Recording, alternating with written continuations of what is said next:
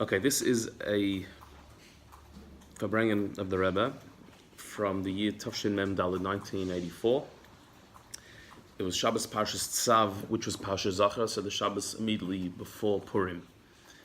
And this is from his Vidius, which is the Rebbe's Farbrengens unedited, but translated into Hebrew. So there's Lekutei Sichos, which is the Rebbe's edited talks, some in Yiddish, some in Hebrew. There's Sichos Kodesh, which were from Tafshin Yud Aleph until Tafshin Mem Beis, till 1982, from 1951 to 1982. They're the word-for-word Sichos in Yiddish. The way the Rebbe said it was memorized and then written, and stopped then. And from then on, they were put out in Hebrew, from Mem Beis until Nun Beis, translated into Hebrew. So we have some of the Sichos Kodesh in Yiddish from then, but not all. The set that we have is in Hebrew, and it is translated, and therefore not exactly word for word, but it is more or less as the Rebbe said it, unedited. And so this was in the midst of the Shabbos Farbrengen on the Shabbos before Purim in Mem Daled 1984. It says there under the 3 stars Yud Zayin. Yeshna inyan noisef hashayach l'Shabbos zu l'meida Purim. There's another concept that is connected to this Shabbos and the days of Purim, mitzad ma'aseh yidei Adam, which was invented by people, and that is sheyamim elu nikbu al yidei neshei b'nois Chabad l'shavua shel ha'isha Yehudis. That these days have been established by the women of Chabad, neshei Chabad, as the week of the Jewish woman. Does that still happen?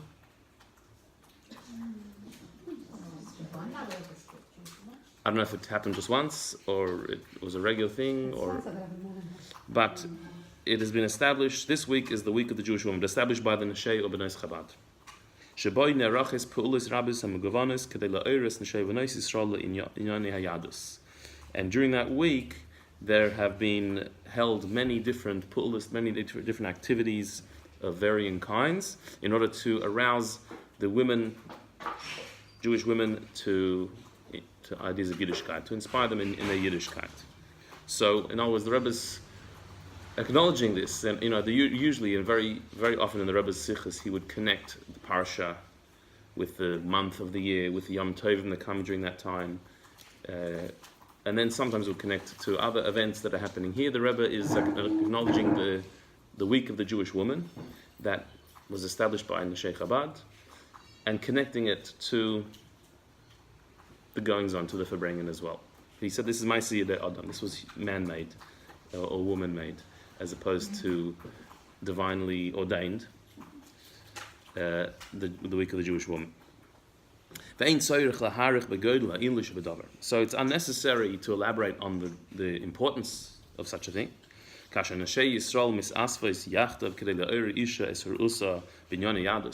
That women, Jewish women, are getting together in order to inspire each other in Yiddishkeit. That doesn't need to be elaborated how important that is. As is known the saying of the Mittel Rebbe, that when two Jews get together to involve themselves with anything in holiness, you have two divine souls ganging up against one animal soul. When two people get together. So the Rebbe answers the question that you should ask. If two people get together, why is it two divine souls against one animal soul? That's two against two, surely. So how is it two against one? The Rebbe answers in the brackets, because the animal soul is not interested and doesn't need the other person's animal soul. My animal soul is not interested in yours. My nefesh alakis, my divine soul, is interested in yours. So when we get together, when two people get together to strengthen each other, so it's two divine souls ganging up on one animal soul each way. Because the divine souls team up, animal souls don't team up. By definition, they're selfish, an animal soul. So my tivus don't care about your tivus. So my nefesh bahamis is not going to join up with your nefesh bahamis. Nefesh bahamis don't join up in the first place. So So if that's true about two people getting together, when many people get together, how much more is it the case that you've got a bunch of nefesh elikis against each individual nefesh bahamis? Ever thought of that? That's an interesting way of looking at a gathering for kedusha.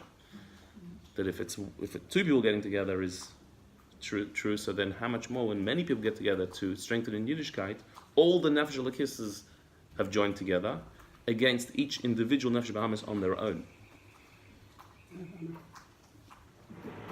So, unnecessary to elaborate on how important and what a great thing it is to do such a thing.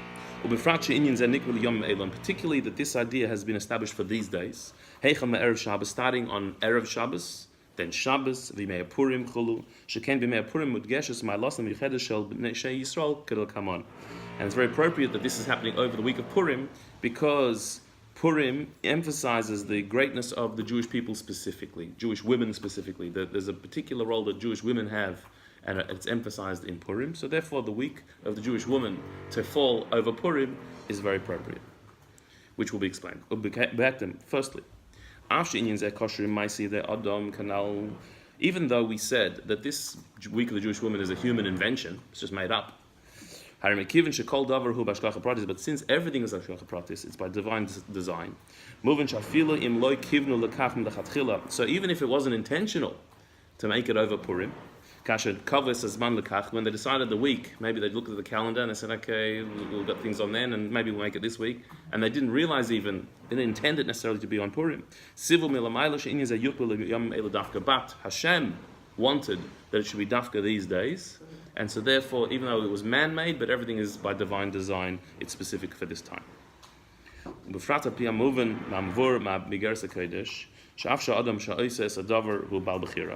Particularly, what's understood based on what it says in the Igeres HaKodesh of Tanya, that even though a person who does something has free choice, when you do something, you do it with your free choice. That's as far as you're concerned. But an impact you have on another person, that is completely divinely designed.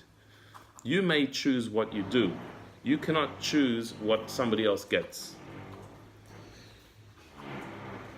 So, in Tanya, in the Igeres HaKodesh, it talks there about a negative thing. And it says that if one person hits another person, that was a bad choice. You're going to get punished for that choice. But for the receiver of it, to get angry because you hit me, this is hashgacha pratis. This is the divine design. That person has to have a reckoning. They have to be punished, but that's between them and Hashem. As far as you're concerned, you have to think, why did this happen to me? What do I need to learn from this? How do I need to become stronger from this? It's hashgacha pratis. So you can control. You decide what you do. You don't decide what happens to another person. That Hashem decides. In Tanya, it's talked about in the negative, but here the Rebbe speaks about it in positive, without going into those details. Well, the example he gives is Kasha Yehudi Mekayim Mitzvah Tzedakah. When a Jew fulfills the mitzvah of tzedakah, giving charity, so the giver of the charity, the giver of tzedakah, chose to do that. They, with their bechira, their free choice, chose to do a mitzvah to give. And you deserve reward for making a good choice and giving tzedakah.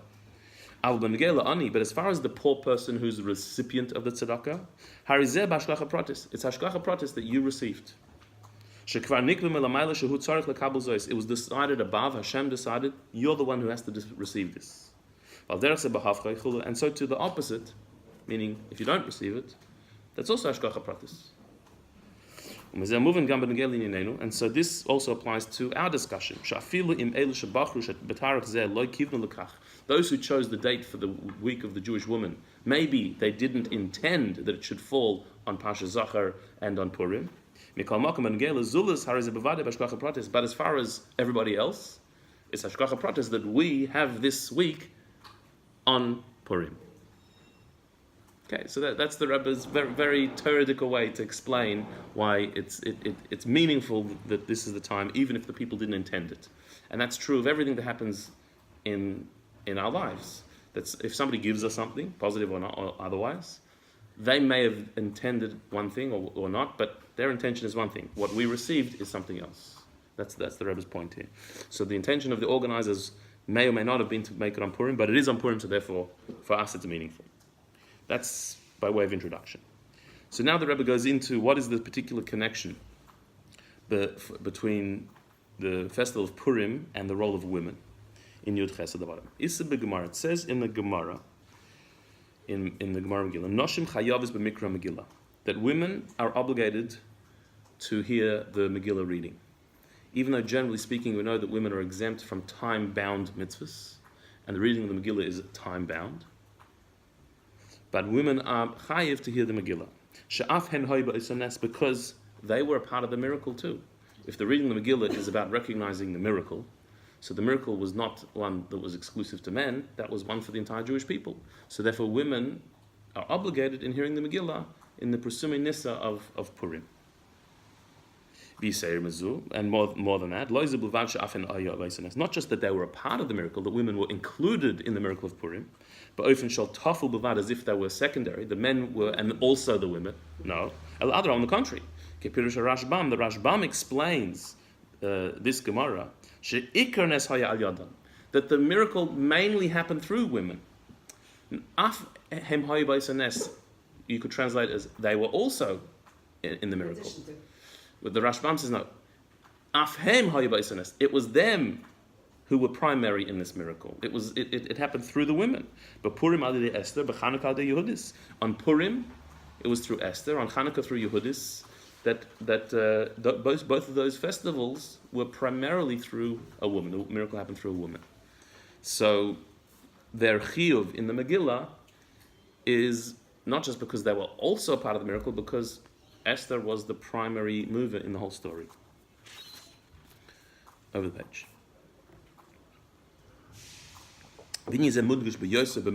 This idea is even more emphasized in the Megillah itself. Shenikras Megillas Esther. The name of the Megillah is Megillas Esther. Al Shem Esther Bilvad. Only after Esther.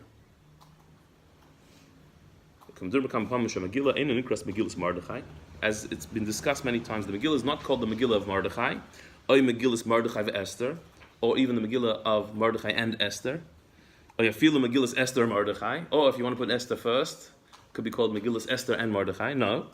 Mordechai beter tafel Esther. It's not even mentioned Mordechai as secondary to Esther, that she was the center and he was also part of it. Ella Megillas Esther Bilvad. It's just called Megillas Esther. So that we know that names have significance. If that's the name of this Sefer of Tanakh, it's because she is the central player in the story. Now, v'hinei.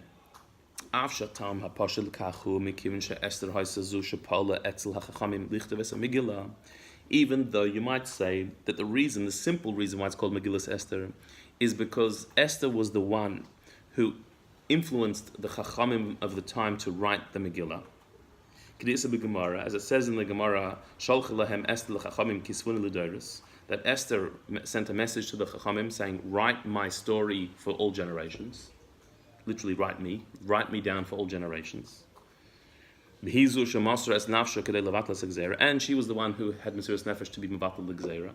So she was the central player in the story. Why? Because the Megillah only was written because at her request. We just know that there's like 24 books of Tanakh, and one of them is Megillas Esther. It's in the book. You open it, it's there. But how did it get there? Who says it should have been there? There were other stories that happened at different times in our history. So how did the story of the Megillah end up in Tanakh? It's the last story of Tanakh. It's the latest chronologically. There's no part of Tanakh that's in the second Beis HaMikdash times. So the story of Esther happened between the two Beit HaMikdash. It's the latest chronologically of all the stories of the Tanakh. So stories that happened later were not included in Tanakh. There are books that were written, but they're not a part of Tanakh. How did Megillas Esther become part of Tanakh? Esther asked. She requested. She said from the Chachamim, Kisvin L'Deres, make my story official, a part of the Tanakh, included. So it was at her request, because she saw the eternal relevance of the story that had happened. Again, we look back and say, yeah, of course, the Jewish people were saved. It was a big miracle and everything. when you're going through these things, it's amazing, but to think that it has to be written down and read and continued, it's a big thing. So Esther had that vision. So it's called Megillus Esther because she requested it. And also in the story itself, she was the one who stood in front of Achashverosh and said that my people are threatened to be annihilated, and Ish Tzar V'Oyev Haman, she was the one who caused the turnaround. So therefore it's called Megillus Esther. But nevertheless, but that doesn't fully answer the question. That doesn't fully explain why it's called Megillus Esther only. Key, because let's look at the story of the Megillah and the way Esther is presented, and you could see it could be otherwise. Mefurish b'Megillah, third paragraph, it says clearly in the Megillah, sheyichusa shel Esther hu. What is the yichus of Esther? What is her lineage? What's her pedigree? Hakira Mordechai, that she was close to Mordechai. Her relationship with Mordechai is what gave her status in the Megillah. Vahi omen es Hadassah hi Esther bas Doidoi. Like it says, Mordechai is introduced, and it says, and he was the one who looked after Esther, Hadassah, who was Esther, his cousin. By the way, they're cousins, remember, they're not uncle and niece, like is often said. Is there an opinion that it was an uncle and niece? Pasuk says Bas Doidoi. I know, So that's what I was wondering. I think there's an Amaratzish opinion. Oh, like really? That's interesting. Yeah. What? Oh, you have read it? it's just the That's pasuk. what I know, that's what It's, I have it. Esther is introduced as Esther Bas Doidoi, the daughter of his uncle. So, People just make it's mistakes. possible. Some say that they were husband and wife, okay, and they could still be cousins. Correct. But they can't be a cousin and an uncle and a niece. That can't be. That's what You can't be both. No, Right. no. But it says it in the pasuk. There's no. I mean, it's not a medrash. It's straight out. Like there's no hard to. What? Because when you read the story, it sounds like he is, and this is what the Rebbe is going to talk about. That he's leading her and he's telling her what to do. It's like she's he's like the senior uncle, but he's not. He's a cousin. I mean, he may have been older than her. That's possible, generationally wise, but they're the same generation. Bas Doidoi. So how is Esther is introduced as the cousin of Mordechai who looked after her? That's her whole status in the Megillah. Esther, and so too, if we look at the actions that Esther made in the Megillah, that's Maimar Mordechai Esther Isa. That what Mordechai said, Esther did. Mordechai gave the instructions, and Esther followed. To not say that she's Jewish, to go into the king.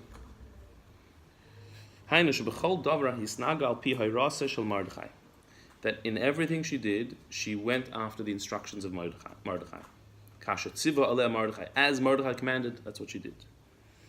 And it emphasizes that several times in the Megillah. And specifically, the major event is when she was able to nullify the decree against the Jewish people.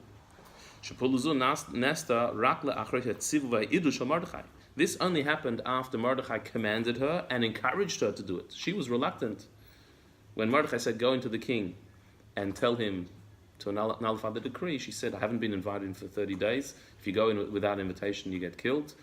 She was pushing back on that instruction, and Mordechai gave her a whole inspiring speech that don't think that you're going to save yourself, that the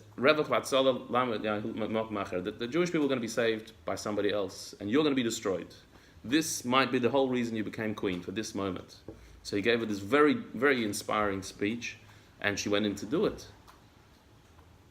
The way she did it was keep wanted to just go in and out of her sakes, but the way she brought her down was. Yeah, okay.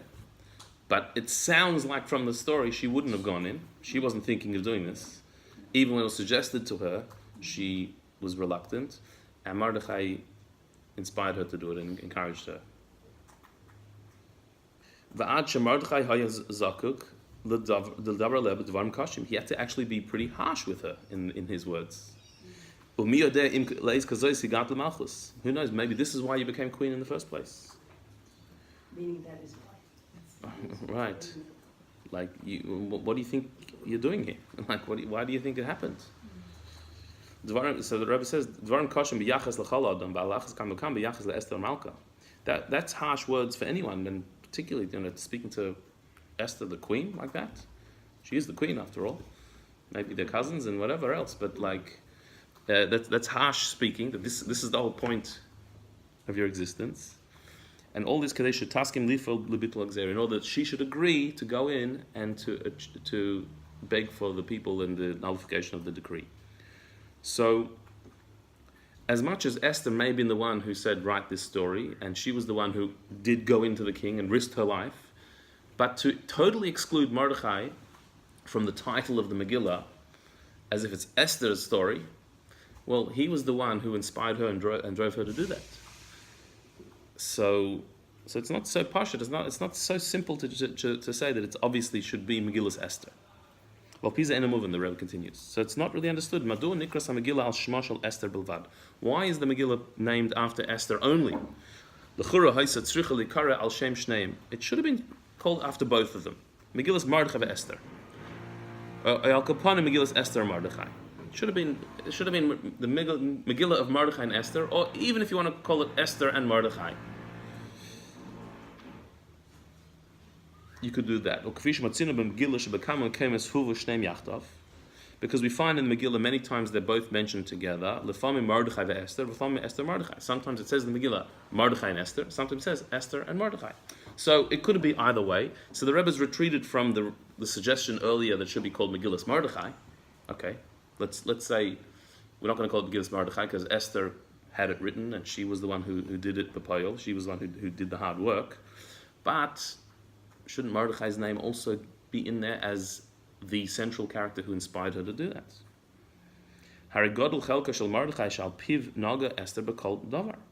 The portion of Mordechai in this is huge. Esther followed his instructions. Particularly in this particular, the crux of the story, he was the one who inspired her and convinced her to go in and to nullify the decree.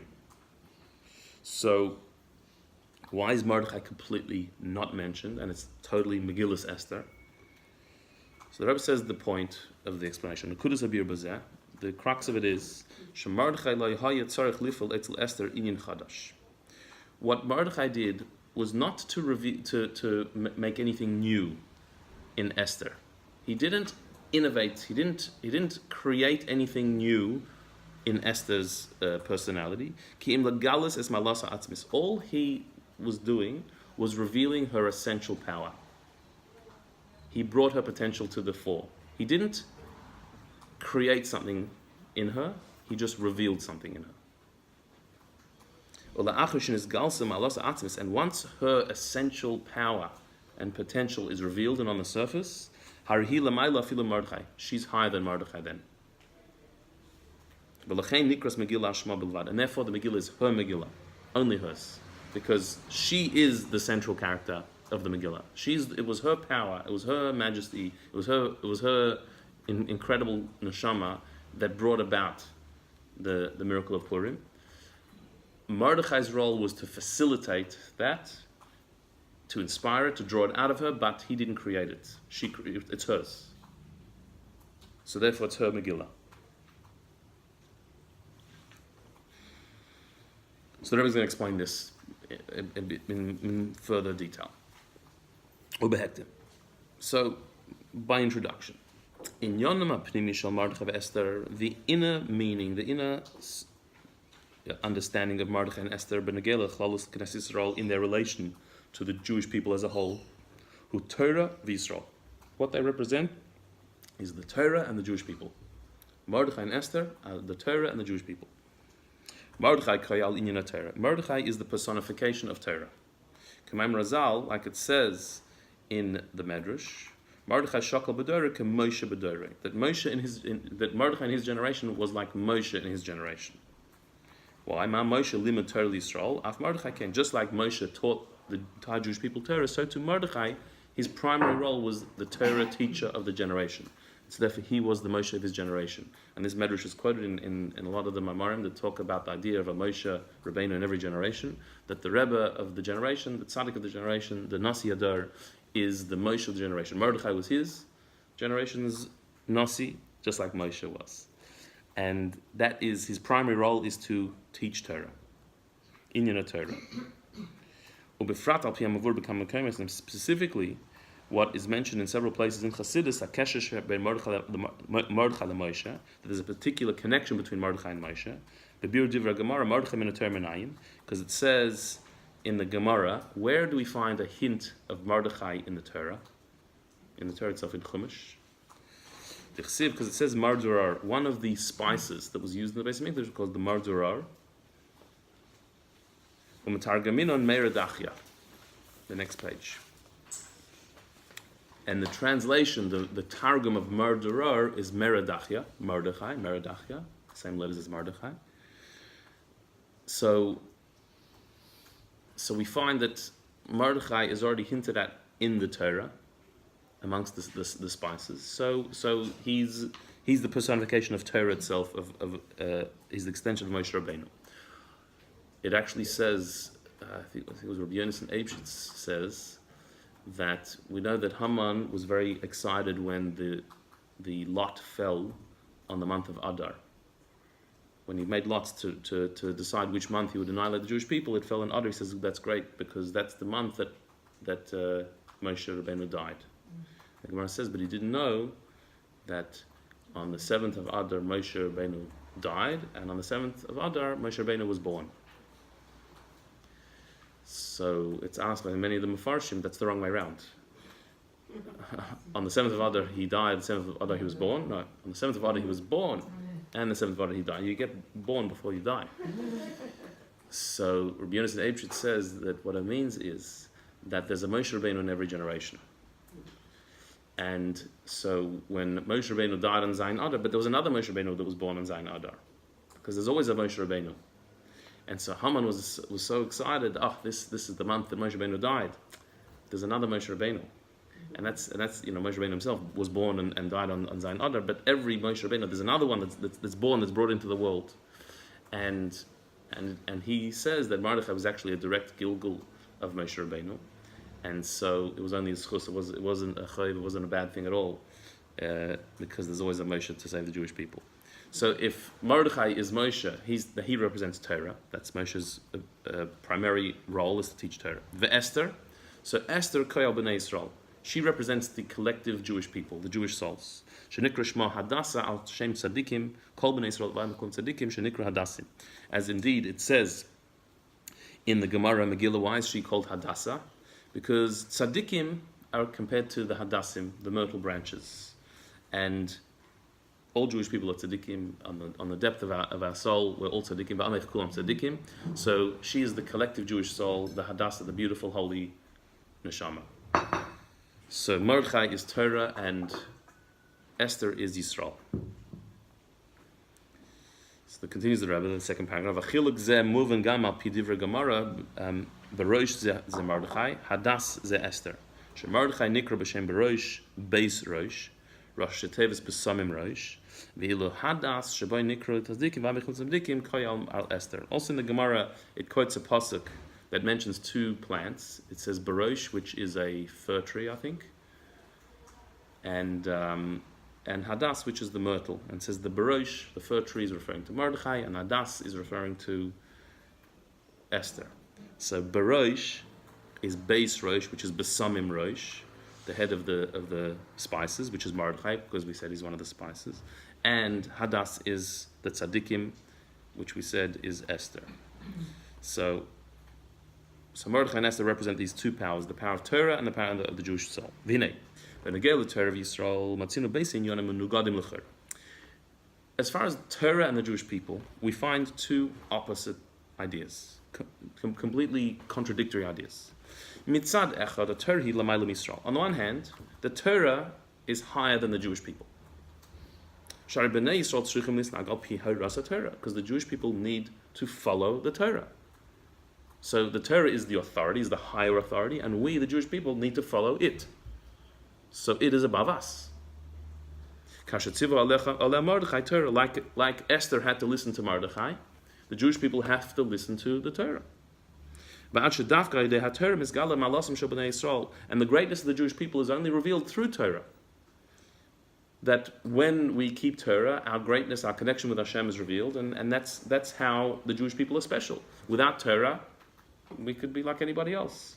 Only with Torah are the Jewish people great. So our greatness is dependent on Torah. We listen to Torah, so Torah is higher than us. That's on the one hand. But on the other hand, once the Torah reveals the greatness of the Jewish people, once by keeping Torah, by being connected to Torah and connected to the Eibishter, our greatness, our neshama is revealed, then the essential greatness of the Jewish soul is revealed, which is higher than Torah. Like our sages say in the Medrash, that the thought of the Jewish people preceded everything else in creation, even preceded Torah. Meaning Hashem, when He created the world, before He created anything, before He thought of creating anything, His idea of creation started with, I want the Jewish people. Even before Torah. And the Medrash brings a proof of that and says, because look at the Torah. The Torah says, Tzavas b'nei Yisrael. Command the Jewish people. So the Torah was made for the Jewish people. They were there already. The Jewish people, that's the original thought. So Hashem has the Torah for us. So on one hand, the Torah is higher than us. We have to follow the Torah. And our greatness is only revealed through Torah. But once we follow Torah, once we're connected to Torah, then our essential greatness is revealed that we precede Torah. We're higher than Torah. We're closer to Hashem than the Torah is. Hashem loves us more than He loves the Torah.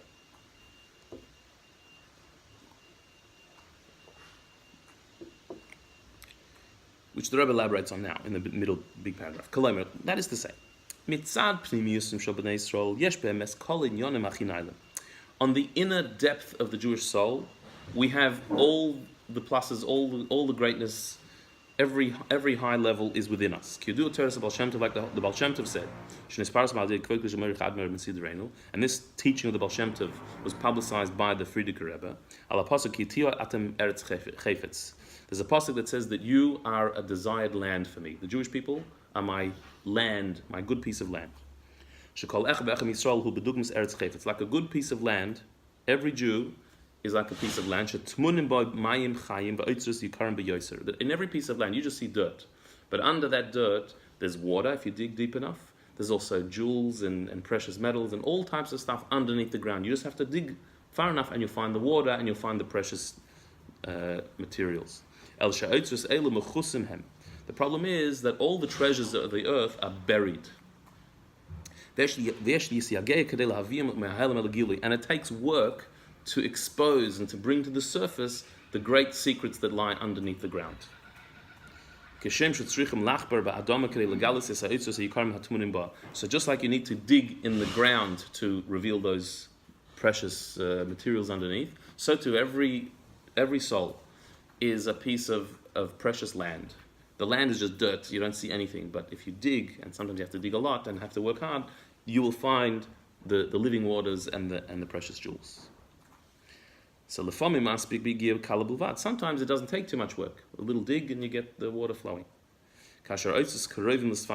If those treasures are not too far down, so then a little dig and you'll find them. However, but if those treasures are buried deeper, you have to dig deep till you find them. You have to do a lot of work, and it's a lot of hard extraction to get them out. But it's specifically those treasures that are found really deep down in the ground. They're the greatest treasures,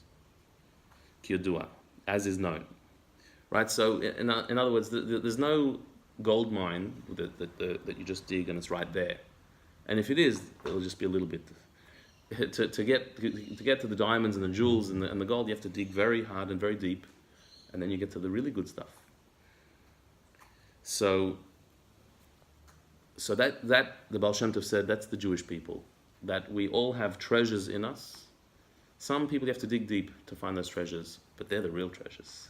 The ones you don't have to dig so deeply, okay, it's nice. But the ones that are really covered over, they have the biggest treasure in them. So says the Baal Shem Tov.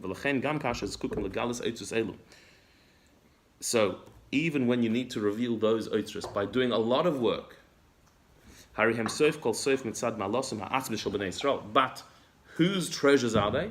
Not the person who did the work digging, it's the land, it's the treasure of the land. So when you encounter a neshama that has a very thick layer of dirt over it, and the treasure is not so obvious, and takes a lot of work and effort to dig to find those treasures, they're going to be great treasures, they're going to be the most special, precious treasures, and it's that person's treasure. They had them, they were in there all along. You didn't invent them, you just revealed them.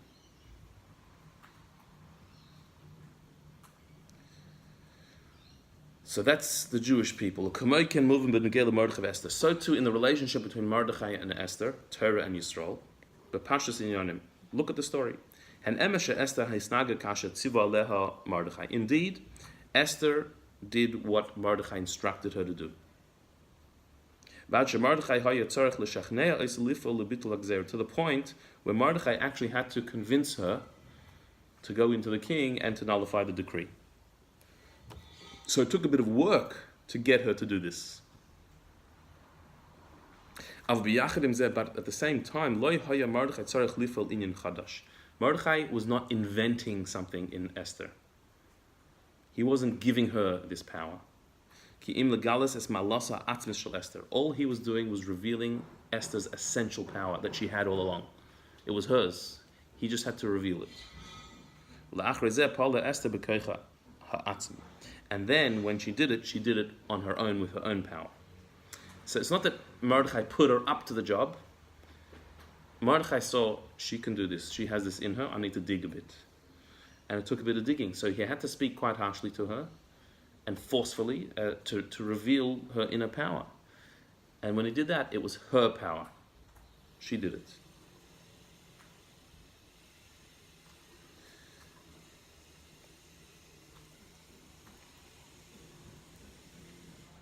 To the point where when she did that, she was on a higher level than Mordechai. She was doing stuff that Mordechai couldn't do. Because then you see this turnaround. That after she was inspired to do it, and she was given that strength, she turned to Mordechai and started giving him instructions. Now you go and gather all the Jewish people and get them to fast for 3 days for me. So etzem akinas ukviyas hatzayim tzarich liyas al Mordechai. The actual gathering of the Jewish people and announcing a fast day, Mordechai had to do that. Like everything has to go al pi Torah. Mordechai was Torah, and Torah has to decree it's a fast day today. So yes, they'd be the one to decree it, because everything in Torah is established by the Chachmei Yisrael. Aval mi oris Mordechai lasazois, but who was the one who aroused, who inspired Mordechai to do it? Esther Dafke. It was actually Esther. So she can't be called Chachmei Yisrael. She's Yisrael, but she's not Chachmei Yisrael. Mordechai is Chachmei Yisrael. A Rav had to be the one to decree the fast day, even though the idea for it, the instruction for it, came from Esther. So now she's instructing him. But when is she instructing him? Only after she listened to him, to his instructions. After she followed his instructions, which was his empowering her, inspiring her, revealing her inner strength, that she was resisting. She didn't even recognize that herself, that she could do such a thing. But once he inspired her to do that, then her inner strength was revealed. She was superior to him then, and she was giving him the instructions. He had to make the psak, but she was the one who told him to do it. So just like Torah and Yisrael, Torah is higher than Jewish people, well, we have to listen to Torah. But we also have the power to be mechadish in Torah, to make a chidush in Torah, to reveal new levels in Torah. So when the Jewish people are connected to Torah, so then we are balabas over Torah. When we bottle to the Torah, so then we actually our inner level is revealed, our inner self is revealed, our essence is revealed, which is higher than Torah. So the same thing happened here.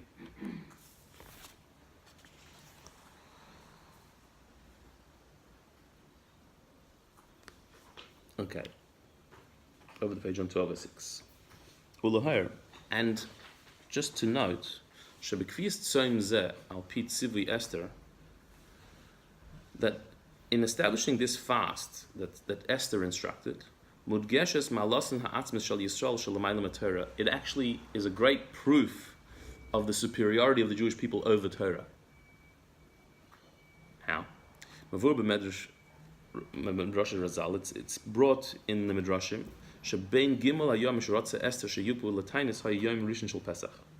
that amongst the 3 days of fasting that Esther instructed was the first day of Pesach. There are different opinions exactly when or how this worked. Yud Gimel Nisan was when the decree came out of Haman. All the Ratzim, all of the messengers running around with the announcement was Yud Gimel Nisan. Esther went in to the king on the first day Pesach, Tesvav. So some say that the fast started Yud Gimel, Yudal Tesvav. Some say that it started Yudal Tesvav Tezayin. Either way, the first day of Pesach, the night of Pesach, when there's a chiyuv to eat matzah and drink 4 cups of wine, they were fasting. They didn't have a seder, or at least with no food.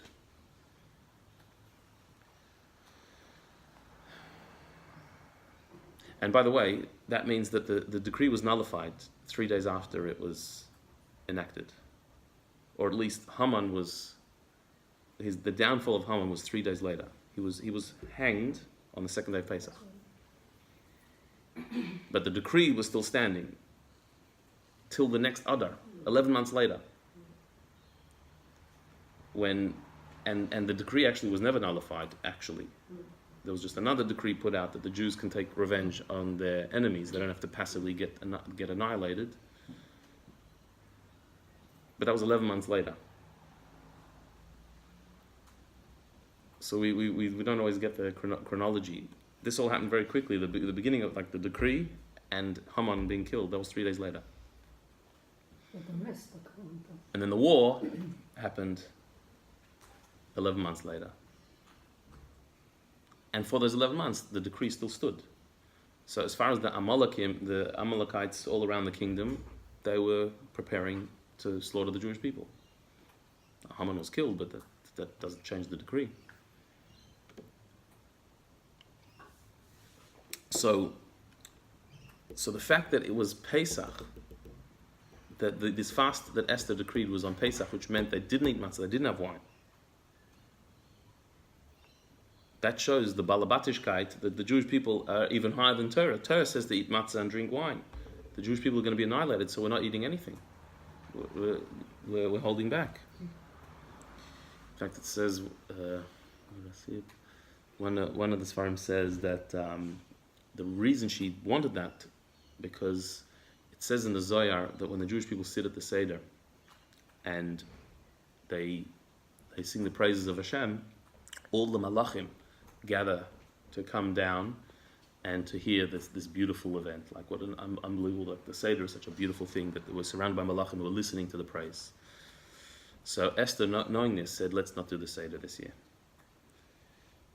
Because if we're going to be annihilated, so then, what's the point of the Seder? And by us not having a Seder, the Malachim are going to miss it. And they are going to demand that we need to fix this up. They're going to see just how serious it is.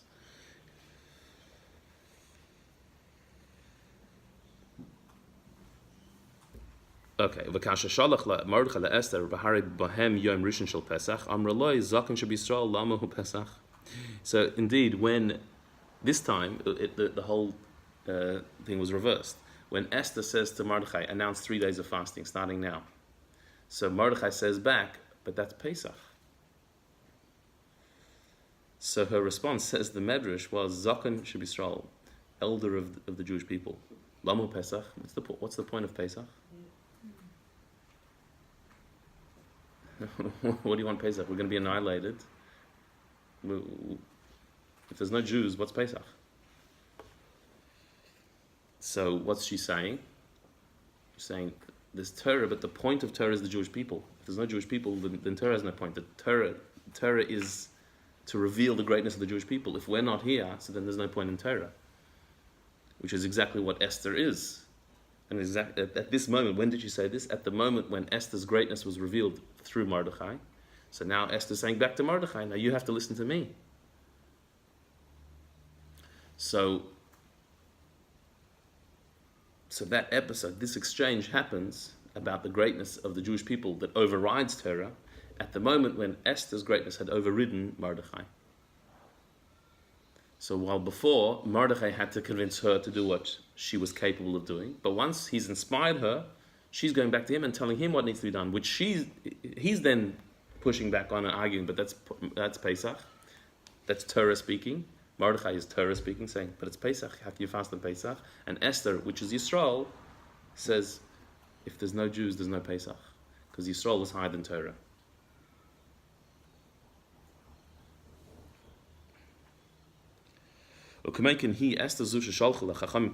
So too, it was Esther, specifically, it was her that sent the message to the Chachamim. Write me down in a book as a part of Tanakh for all generations.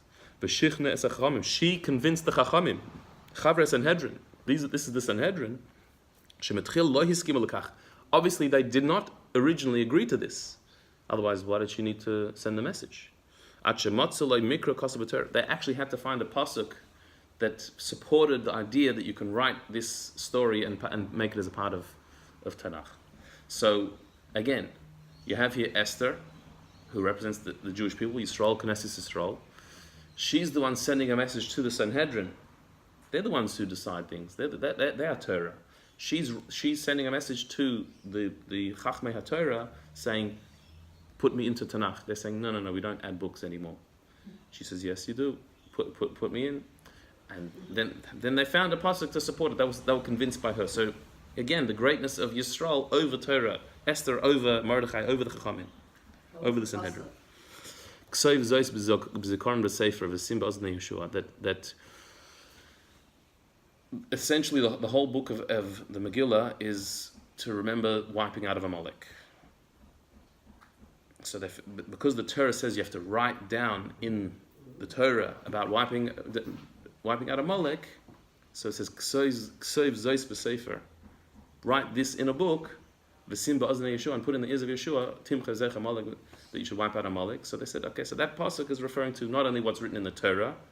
There's two places in the Torah that speaks about fighting Amalek, but it also was giving room for another book to be written about the wiping out of Amalek, which is the book of the Megillah. Okay, so continues the Rav.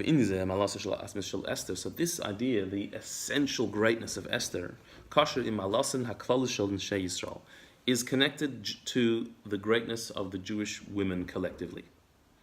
As we find by Matan Torah, Hakashim Yemei Purim, and Matan Torah is also connected to Purim. Because we know that at the story of Purim, the Jewish people confirmed the receiving of the Torah at Matan Torah. That it says in the Gemara that at Matan Torah they were forced into receiving the Torah, whereas in Purim they willingly accepted the Torah. It was a confirmation of the acceptance of the Torah. So what do we find at Matan Torah? That Moshe Rabbeinu was told to first approach the women before the men to offer them the Torah.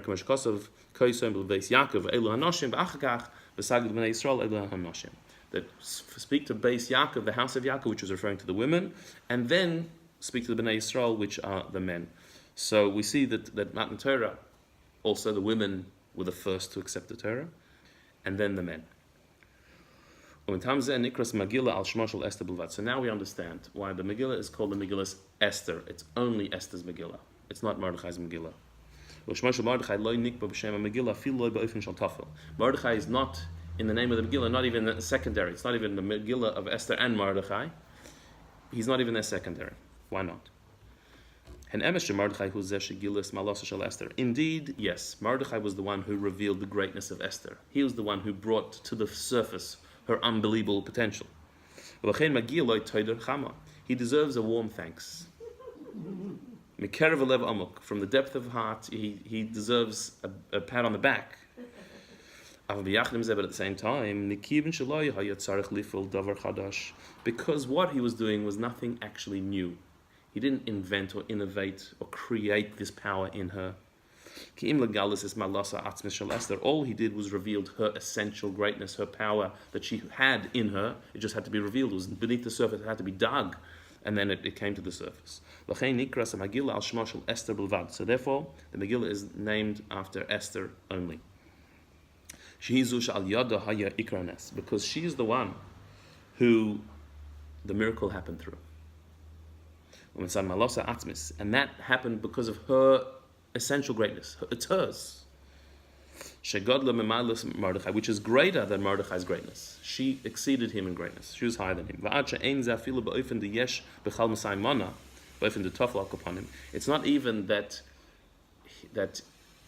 his greatness is secondary to her greatness.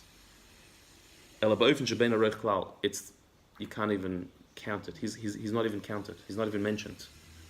It's Megillus Esther, and that's it. Meaning, it's not just like her greatness was 200 and his was 100, or he was close to her, but she was. It's that she's in a league of her own completely, and so therefore you can't call it the Megillus Esther or Mordechai. Which the Rebbe says that is the greatness of the Jewish people, which is infinitely, incomparably higher and greater than the greatness of Torah.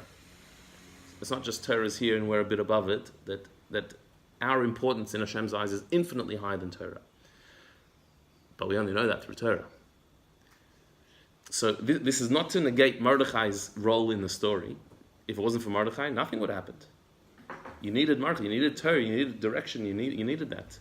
But once he's done his role, the greatness of Esther comes out, and that's infinitely higher than his. And so to Torah, this is not in any way chas v'shalom to belittle Torah. It's not important. It's everything, because the greatness of the Jewish people is only revealed through Torah. Without Torah, we're nothing.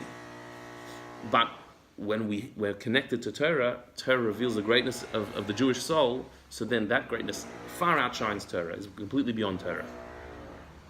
And therefore Esther was the one who was calling the shots. Once her greatness is revealed, so then Mordechai has to listen to her, and the Sanhedrin have to listen to her. And it's Megillus Esther, it's her Megillah. So there was the Sanhedrin in the Galus Bible. Mordechai was part of the Sanhedrin. Was he Rosh or just Parnov? It said it was by the Shar, it says that he was sitting by the Shar, and it means the Sanhedrin. Yeah, I believe he was the head of the Sanhedrin. Well, that's what they understood all his languages. Mm-hmm. I thought that was from the first base on Mikdash, but there was a Sanhedrin. Yeah, only at the beginning of the second base of Mikdash, early in the second base of Mikdash, I believe Sanhedrin was disbanded also, or before the end of the second base of Mikdash.